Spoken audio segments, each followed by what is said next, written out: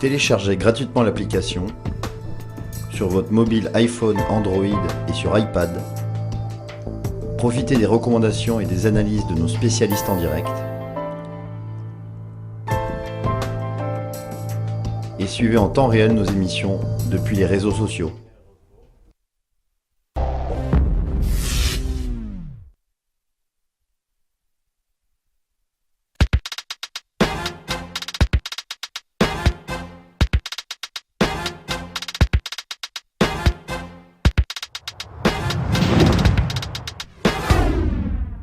Retour sur le plateau de Direct Investisseur. La tendance est dans le rouge à la Bourse de Paris. On est à moins 1,09 sur 5154 points. On va rejoindre tout de suite Jérôme Révillier par téléphone. Bonjour Jérôme.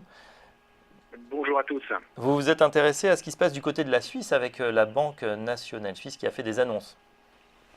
Effectivement, hier, une annonce qui passait pas inaperçue, mais bon, on ne parle pas beaucoup, donc la Banque nationale suisse qui a décidé un petit peu d'élargir les taux négatifs.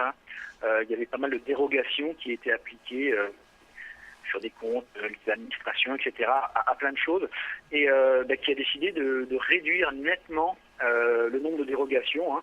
Alors, au-delà de l'aspect technique, on ne va pas rentrer dans les détails, mais ce qu'il faut retenir surtout, c'est vraiment la volonté de la BNS de toujours protéger le franc suisse, et surtout c'est un signal qu'elle a sans doute pas mal de pression.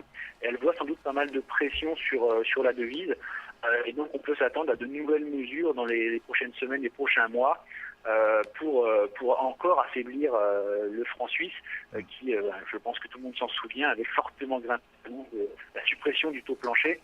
Donc on a une BNS qui reste à l'action, et qui, à mon avis, ne devrait pas se priver d'intervenir sur le marché. Donc vous pensez qu'à l'avenir, le franc suisse devrait continuer à se déprécier face à un panier de devises ? Alors c'est très très difficile à dire, parce qu'en fait on voit bien que la pression, les tensions en Grèce sont en fait un catalyseur pour les investisseurs qui partent se positionner sur le franc suisse comme valeur refuge. Et donc c'est cette réaction justement de la Banque nationale montre qu'à mon avis la pression elle se fait de plus en plus grande. Donc, il est très difficile de dire si la Banque nationale suisse va parvenir à contenir cette pression, puisqu'elle est déjà pas mal acculé, mais c'est sûr que le franc suisse devrait en tout cas au moins prendre de la volatilité. Après, dans quel sens, je ne sais pas, mais j'invite à la plus grande prudence. On sait les déboires qu'il y a eu sur le franc suisse.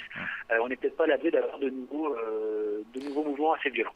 Alors, on va parler maintenant d'une autre paire de devises, enfin d'une autre banque centrale, c'est la Banque centrale australienne qui cette semaine a publié ses minutes, et on a vu un ton plutôt accommodant dans la publication du compte-rendu de la politique monétaire. Quelle est votre analyse sur les paires en dollars australiens ? Alors le dollar australien, c'était vraiment la devise qui était sous les feux de la rampe cette semaine. Il y a eu pas mal de statistiques depuis le début de la semaine. Alors effectivement, il y a eu tout d'abord des commentaires assez accommodants. Toujours le gouverneur Stevens de la Banque centrale qui met en avant de futures baisses de taux, qui met en avant qu'il faut que la devise, qui serait très étonné que la devise ne baisse pas dans les prochains mois. Et puis en même temps, on a des indicateurs qui montrent que finalement, tout ne va pas si mal en Australie. On a effectivement le point noir, c'est le ralentissement en Chine, qui a été assez marqué là, dans les dernières statistiques. Mais en même temps, on sait que la Chine va réagir, et que il y aura sans doute des plans d'assouplissement assez importants, et donc qui viendront soutenir l'Australie. Donc le dollar australien, il pourrait avoir marqué un petit plancher, avec pas mal de nouvelles déjà anticipées par les marchés, avec ce ton vraiment très accommodant de la Banque centrale, et on voit qu'il n'a pas franchi de nouveau plus bas. Donc à mon avis, le dollar australien, il y a peut-être une opportunité de l'acheter face à du dollar néo-zélandais par exemple, ou pourquoi pas face au dollar américain. Oui, c'est vrai que le dollar australien face au dollar américain évolue au sein d'un trading range depuis plusieurs semaines, plusieurs mois même. On va dire grosso modo entre 0,7550 et 0,79. Donc selon vous, on pourrait assister à une reprise du dollar australien à la hausse. Oui, effectivement, on est vraiment sur un suivi clé. On est en train de vous perdre. Allô ? Oui, on a une petite coupure au téléphone, allez-y. Oh, excusez-moi. excusez-moi. Donc on est vers 0,7740 et effectivement le franchissement au-delà des 0,78 serait, à mon sens, un bon signal d'achat pour la paire AUD-USD. Avec vraiment une solidité du dollar australien. Donc des achats même dans la zone actuelle très prudents avec un sous 0,7550 me semble une bonne opportunité d'achat à moyen terme.